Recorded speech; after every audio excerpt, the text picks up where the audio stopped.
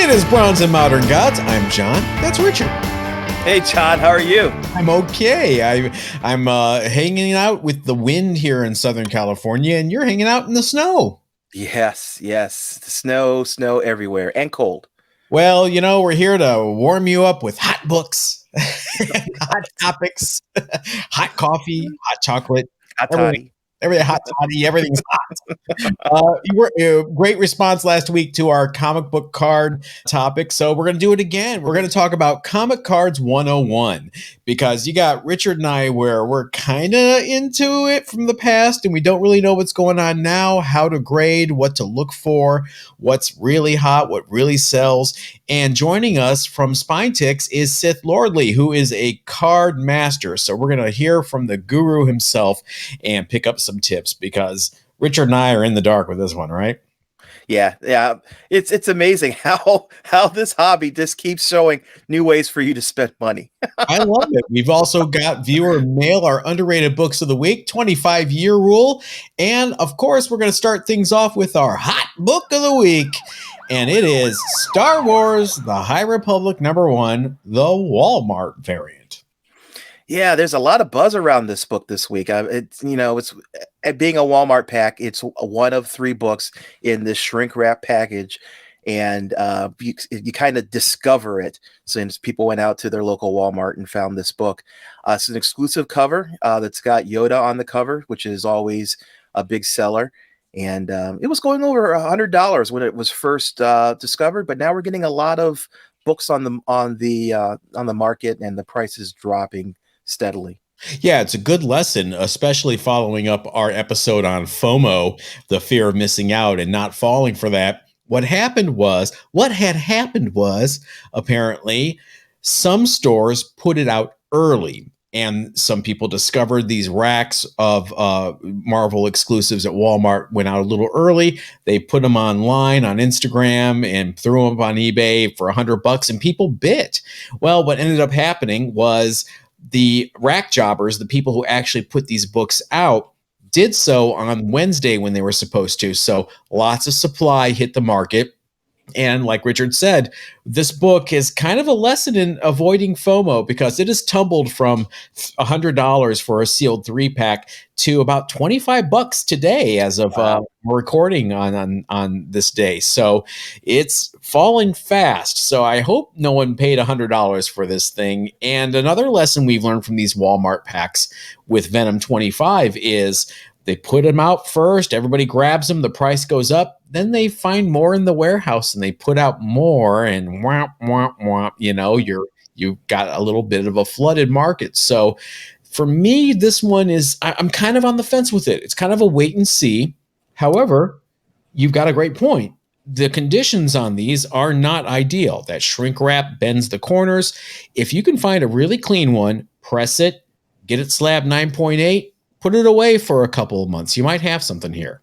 Yeah, that shrink wrap is a real concern to me for the corners of this book. Just the fact that it's shrink wrapped is going to mean you're going to have to press this book if you're looking for a reasonable grade. It is possible. I've pressed the Champions #1 Walmart variant to a 9.8, and I had the sole 9.8 on the census, so it can be done, just not a lot. So be very picky if you're buying this online and you don't have the pack in front of you. Ask for pictures, especially of the bottom corners, because that seems to be where they get dinged a lot. So buyer beware, do your homework. But this is a strange one. Yeah, and don't be fooled to think that this is going to be a hot book because it's got Yoda on the cover. The High Republic series is featuring Yoda on a lot of covers now. So it's not something that's going to be considered a rarity. So keep that in mind also when you're buying. Yeah, I don't think it's going to be rare. I do think it will be scarce in 9.8 because just from the nature of the Walmart packaging, it's a tough one. Now, scarce like a Fantastic Four #1 and 9.8? No. Relative, let's look at relativity here. Be on the lookout if you're going to Walmart to buy some TP and Comet and mops and what do people buy at Walmart besides comics and Pokemon? That's I think all I go. Yeah, I never passed the front register because I just go right to where the comics are, then turn right back around. Well, later on, SithLordly will be here to tell us which Pokemon packs we should be buying at Walmart. I'm not buying Pokemon packs. I'm not getting started there. All right, moving on to viewer mail. We've got a bunch this week. Tim Kosis, our friend who worked at the comic shop with me that I owned back in Ohio, writes, "Great episode, gang. Do you know if the Marvel Westerns are available in a Masterwork or Omnibus?" Good question. Now, you guys know I'm a Marvel's Western guy, so I'm on top of this one. There has been a Rawhide Kid Essentials. There has been a Rawhide Kid Masterworks. There has not been an omnibus that collects the Marvel Westerns in any big way.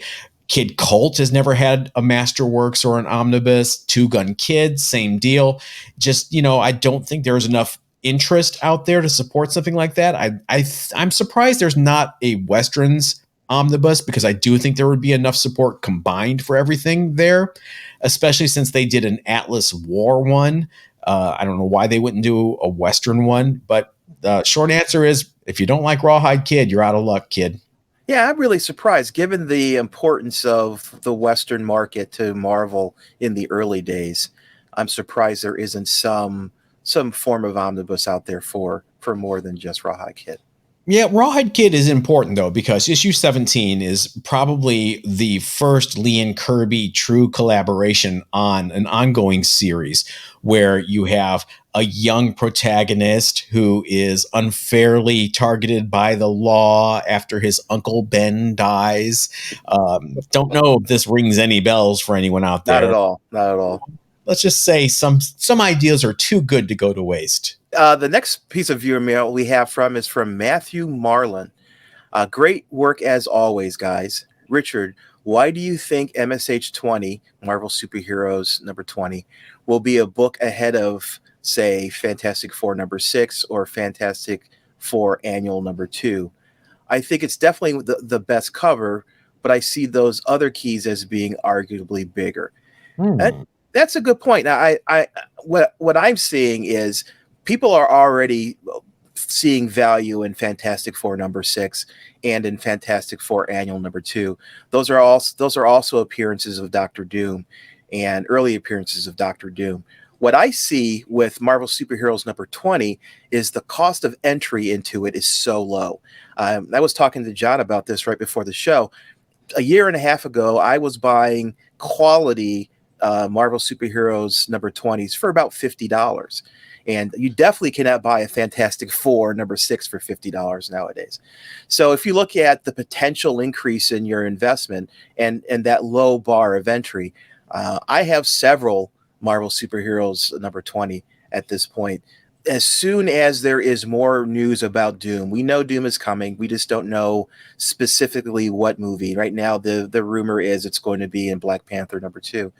But I could take that $50 investment, and if it shoots up like other books as announcements are made, that $50 investment may end up being a $500 book, in a year. Who knows? And it's that potential of increase in value based on that entry level piece of investment.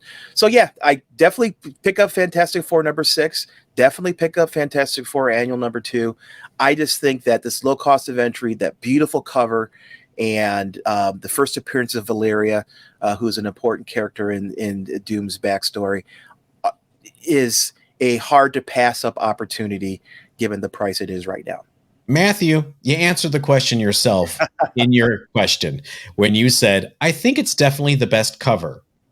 There you go. I think that really has everything to do with it when you have so many people, even high-profile collectors who brag about never reading comics. They just buy it for the covers, and they're very proud of that, which I always kind of look askance at that, like, really? That's your thing? Okay. All right.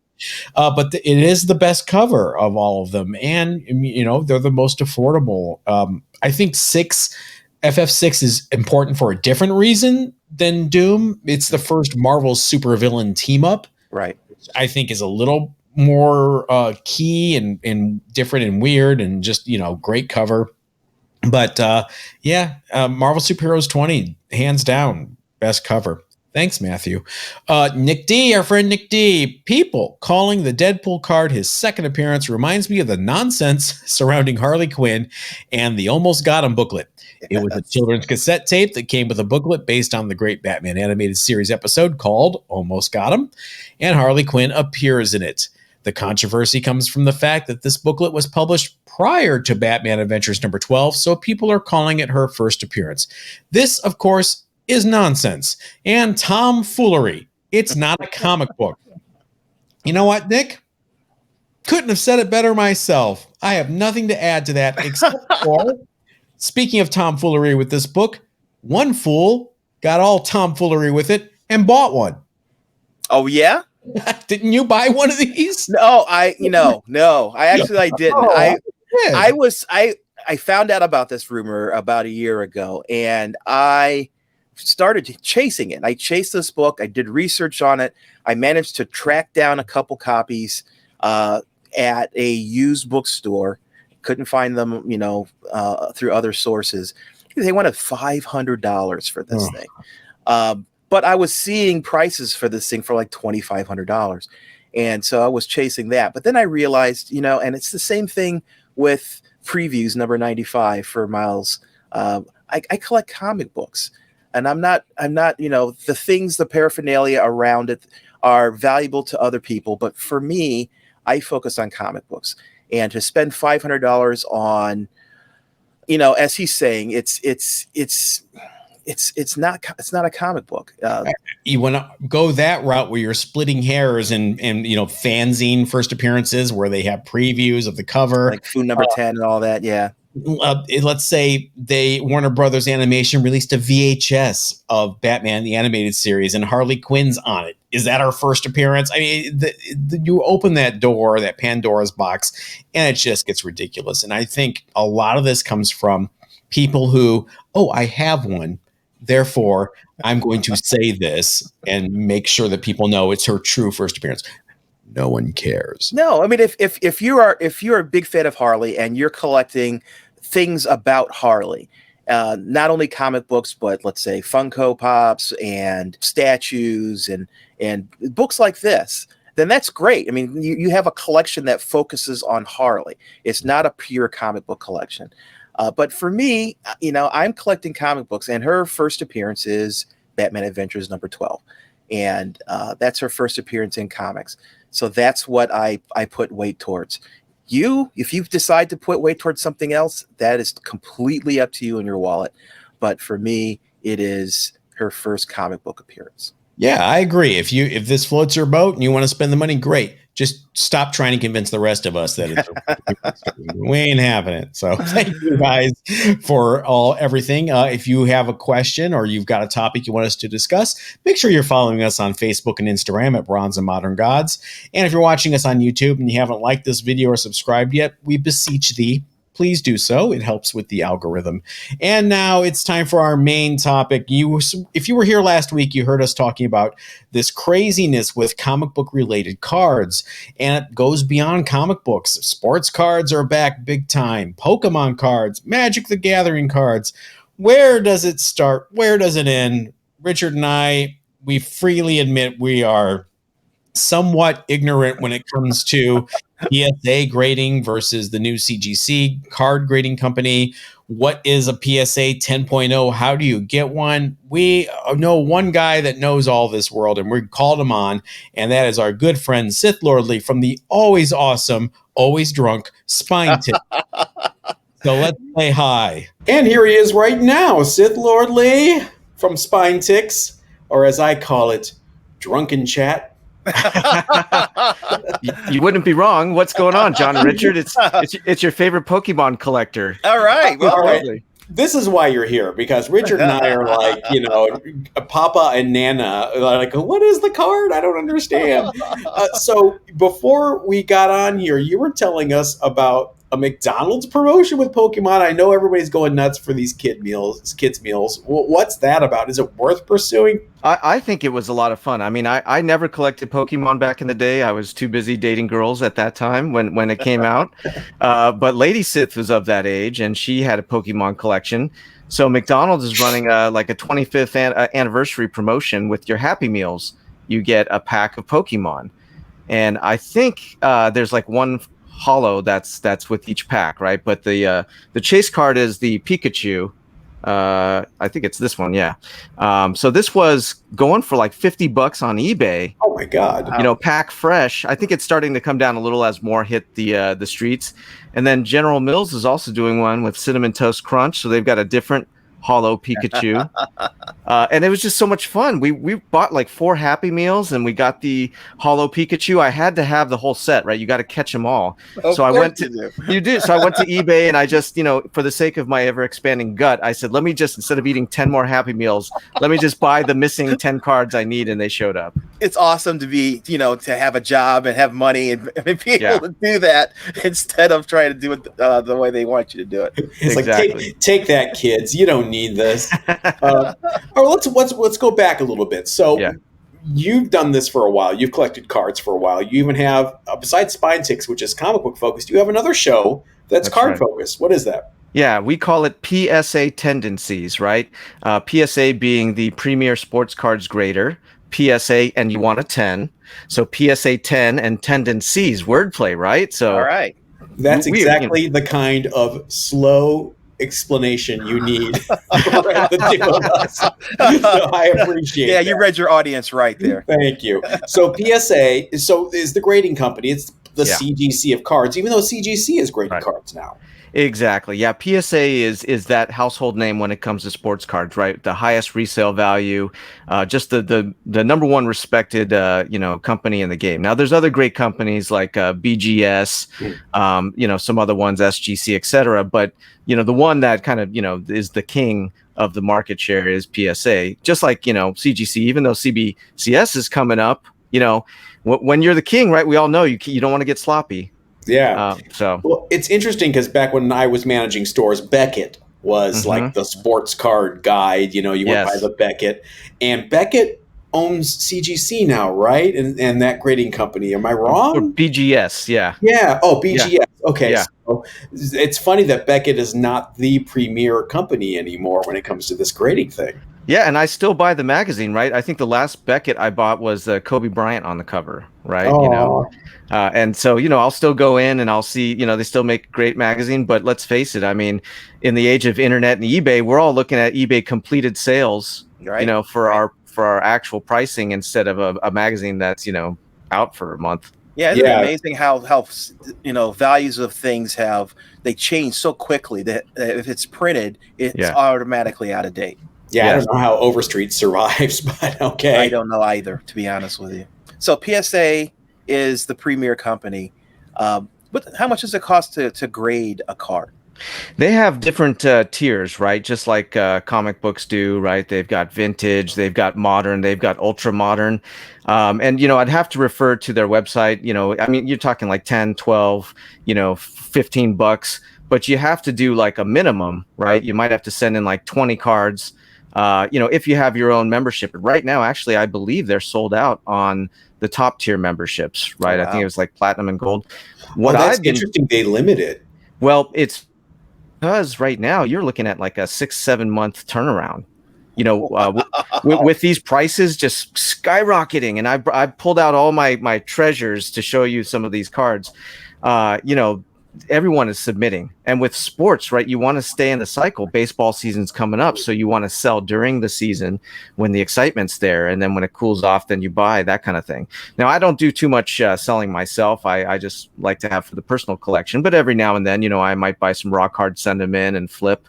But yeah, with that kind of weight, I've even been hearing, I haven't verified this myself, but I follow various message boards, and some folks are saying they're getting an upcharge because the card has been in process for so long and the value of the card has skyrocketed. So when they get the graded card back, they get an additional charge for the new value of the card. What a racket, Richard. No, I'm thinking, CGC do the same thing. If you submit a book, at Modern, which is supposed to cap at 200, right?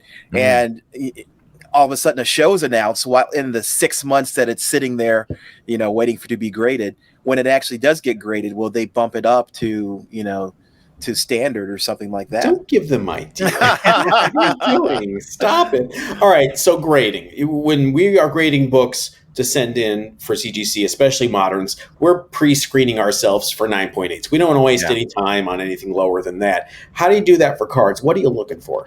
Well, of course, you're looking for centering, right? You're looking for... We keep hearing that about the Deadpool card. What does that mean? Well, you've got the borders on the cards. Let's take this Kobe, for instance, right? Okay.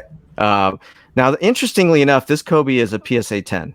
The centering is pretty good, but when I actually took this to the LCS recently, he told me he thought the centering was on the border. Oh, that really? It could have gone PSA 9 or 10. But you're looking for, obviously, they have actual measurements. I think it's like 60-40, this kind of thing. I myself am no expert at that, so I eyeball it, and as long as it's not too much on one side, on the other, I mean, this looks pretty good to me. It might be slightly on one side or the other, but you're looking for, a well-centered card in the borders, right? You're looking for sharp corners. You don't want any problems. Even fingerprints, right? You see guys opening packs and they got their oily hands all over it. So some folks are buying a microfiber cloth and they're cleaning the card, right, to make sure when you send it in, there's no fingerprints that might ding you. Or if you buy a PSA 9 and you see a fingerprint, you might even be able to crack it, clean it, resubmit.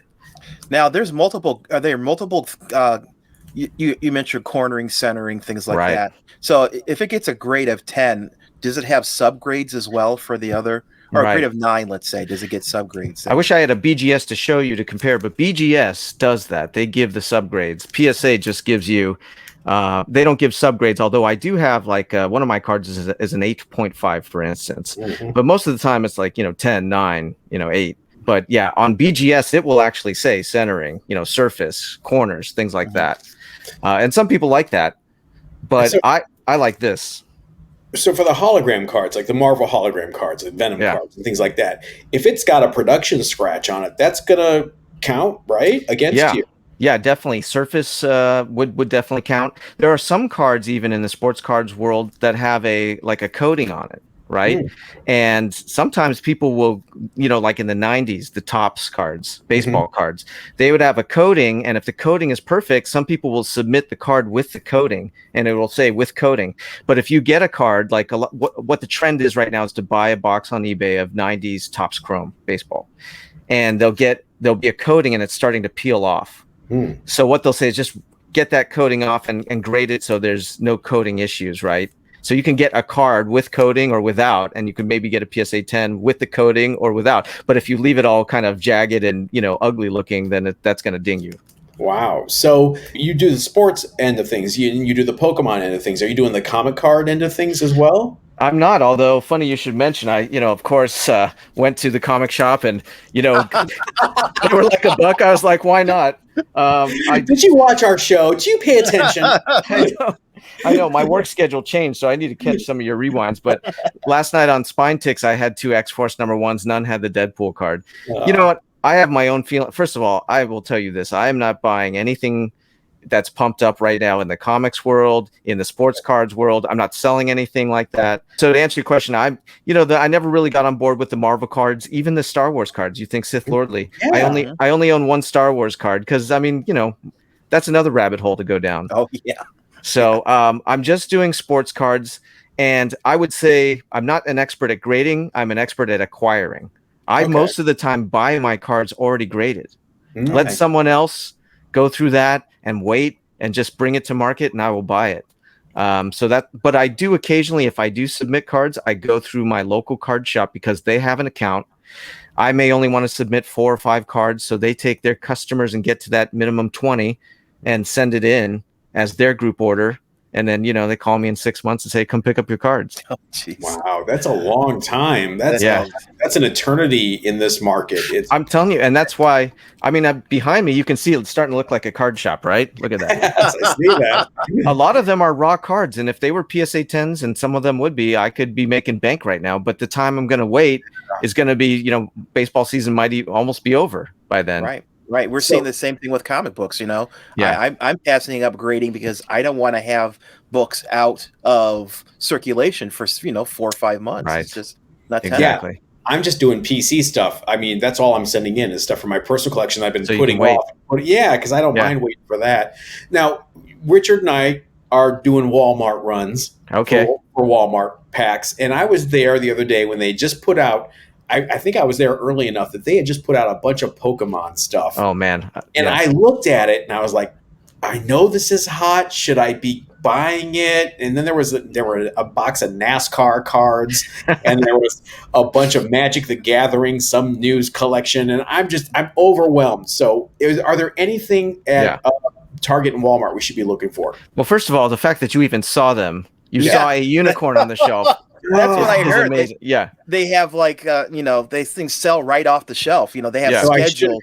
I should have grabbed is what you're saying. So I will tell you a story, right? I got a Walmart, few Targets in my area, and I've almost given up on going in there, right? So the other day I went into Walmart, right? To my Walmart trip takes about 3 minutes because I walk in, nothing there, walk out. Ditto. But I walked in and there were like 4 people waiting by the cards hovering around. And I was like, oh, are there cards? And they said, no, we hear they're going to be restocking today. I said, oh, okay. Do you know when? No, we have no idea. It could be 6 hours. So they're like waiting like a concert, And I'm like, so I chit-chatted for about 10 minutes and I took off. I got better things to do. So I went to Target and sure enough, there's the card section. I see somebody helping someone near there. And lo and behold, the shelves are full. So I walked right up there and I'm like, this is amazing because NBA is on fuego. That's the thing right now. I see a whole box of NBA and I go to grab one and the guy says, excuse me, sir, you're going to have to step back. And I'm like, what? And he said, these cards were just delivered. We are using a queue system. You need to give me your name, your number, and we will call you or text you. You have 5 minutes to get here or you lose your place and turn. Right. And I said, okay. I said, well, what number would I be? He said 30.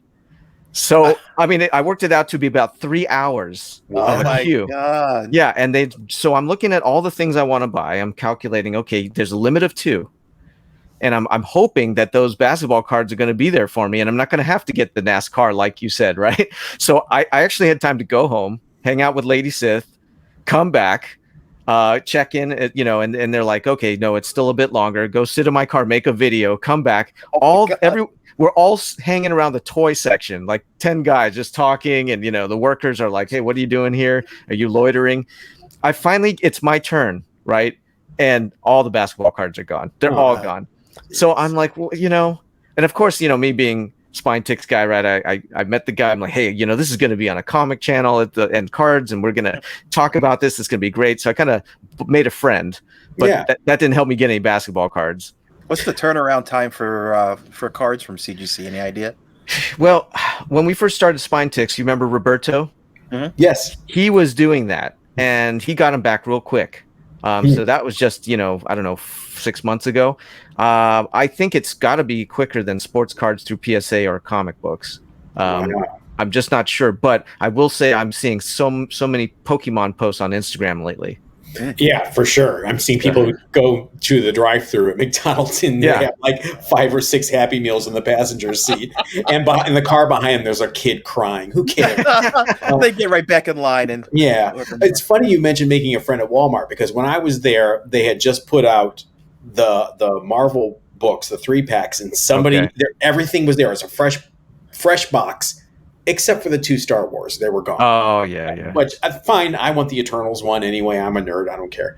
But I was talking to the guy, and I was like, how does this work? And he's like, we don't put these out. They have a distributor that comes into the store. And, so that. It's interesting that, they can't go in the back and look. These are like the crown jewels. I hear all kinds of crazy stories about, people making friends with the distributors, shaking hands in the back alley. I don't know anything about it, but I will say this: the whole experience. First of all, I did the line at Target just to experience it, but that soured me on wanting to buy new cards, because then I had to go to my local card shop and I paid $18 for one pack of NBA cards with 8 cards in it, and for $18. So I said I'm out, and I decided to make use of the PSA registry, which is much like the CGC registry, where you can look up the population of a card. So, for instance, CGC, if you want to see how many 9/8s there are, right, and there's like thousands, right? What people are not doing. People are spending thousands of dollars on rookie cards and this and that at the worst time, all-time high. But what they're overlooking is buying a Hall of Famer's low population card in PSA 10. So imagine a Hall of Famer from the 90s that there are only less than 10 graded in PSA 10. That's pretty rare. Right. So prime example, Peyton Manning, right? I mean, good guy to get. Brett Favre. Right? Mike Piazza, all Hall of Famers. Right. These are all PSA 10s under population 10, meaning there's less than 10 PSA 10s of these cards, and they cost $50 or less.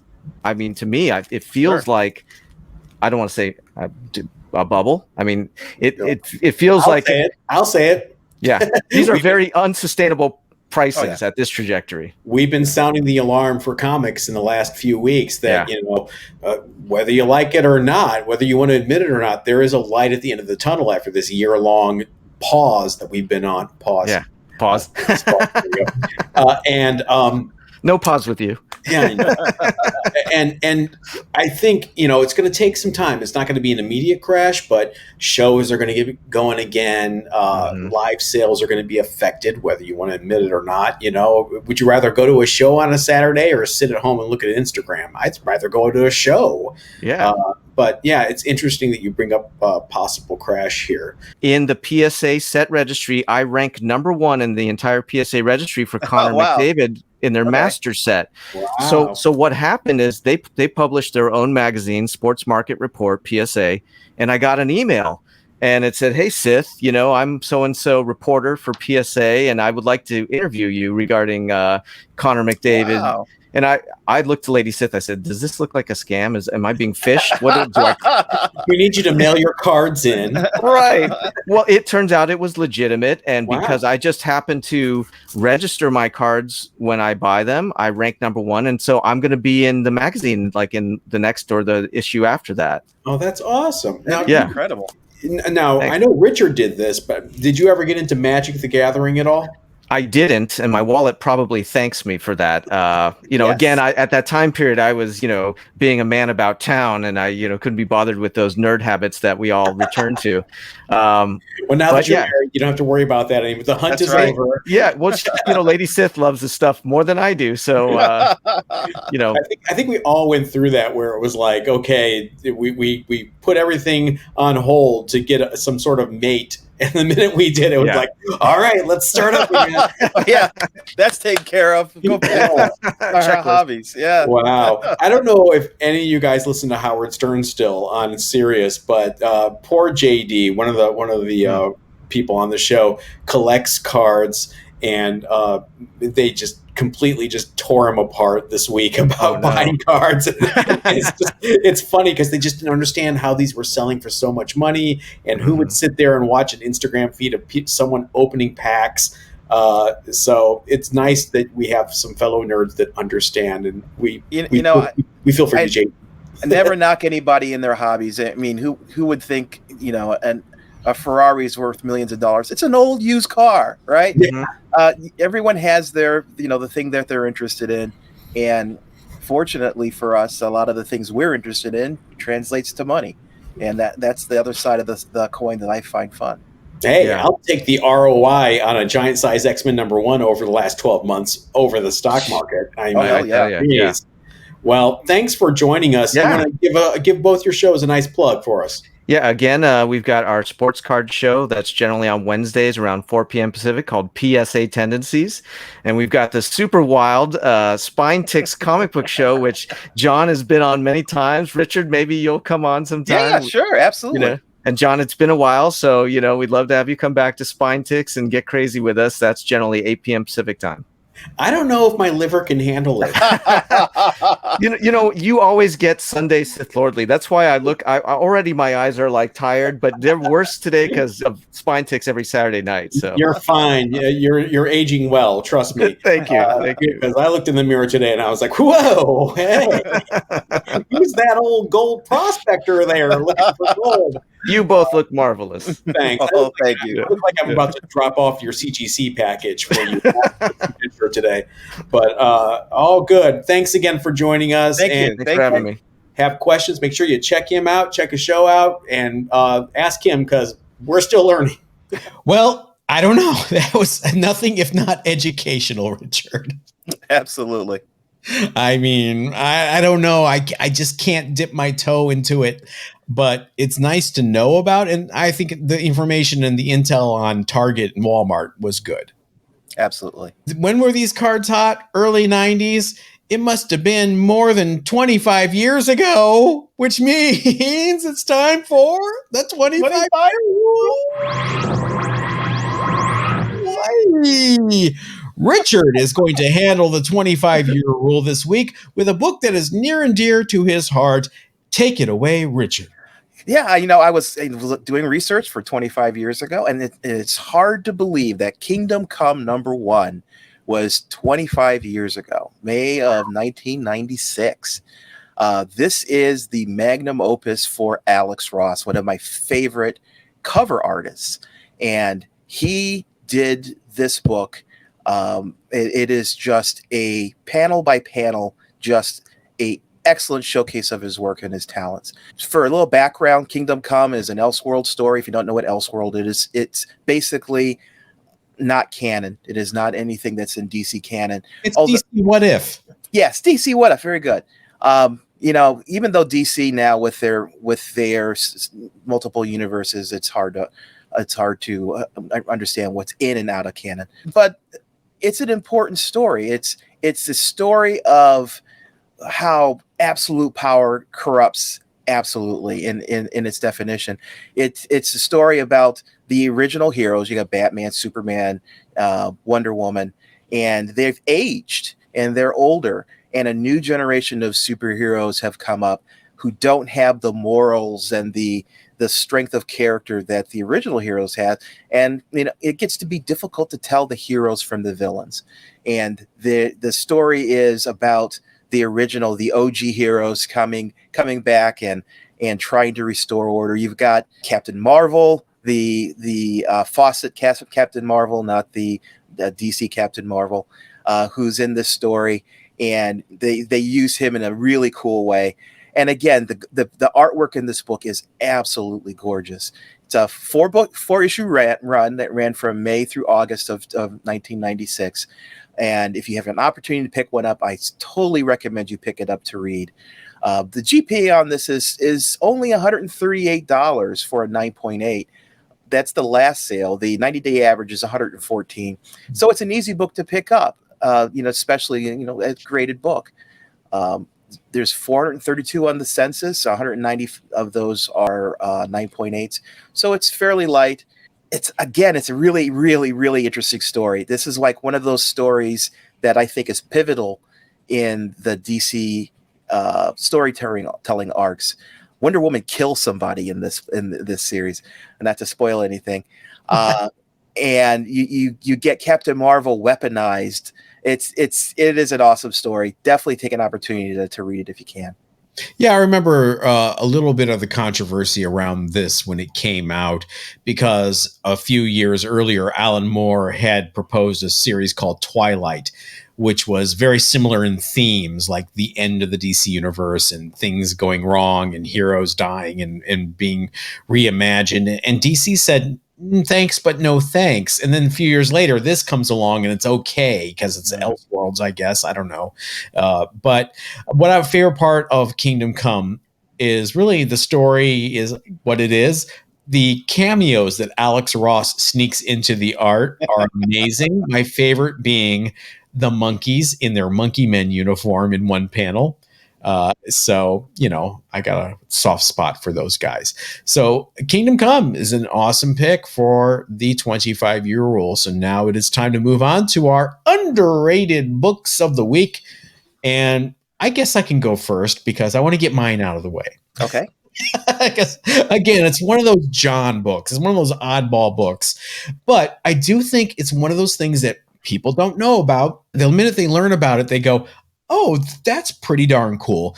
So you may already know about Marvel Team Up number 74. This came out in 1978 at the height of the original SNL Saturday Night Live Not Ready for Primetime Players popularity, and it teamed up Spider-Man with the Not Ready for Primetime Players, John Belushi, Dan Aykroyd, Jane Curtin, Gil Radner, all of them.